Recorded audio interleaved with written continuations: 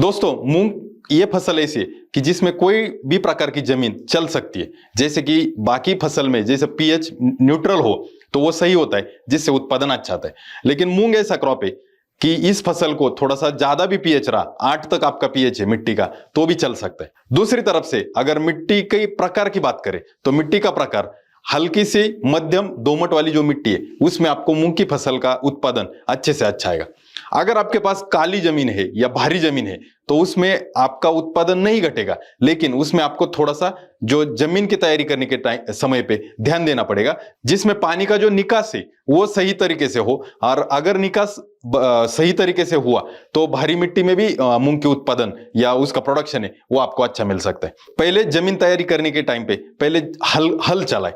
जो हल 25 से 30 सेंटीमीटर से नीचे जाने की जरूरत नहीं, क्योंकि मूंग की फसल की जो जड़ है जितनी खोली में जाती है उससे ज्यादा जाने की अपने को जरूरत नहीं।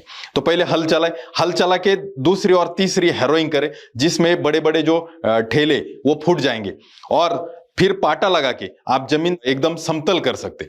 दोस्तों, उसके बाद आपको अगर भारी जमीन है या तो आपके पास बारिश ज्यादा होती है तो रीजेस एंड फरोज मतलब जो सरी बना के आप उसमें मूंग की खेती कर सकते। और अगर आपके पास जमीन मध्यम है और बारिश भी ज्यादा नहीं होती है तो फ्लैट बेड जो सिस्टम है उसमें आप मूंग की खेती या मूंग की फसल ले सकते हैं।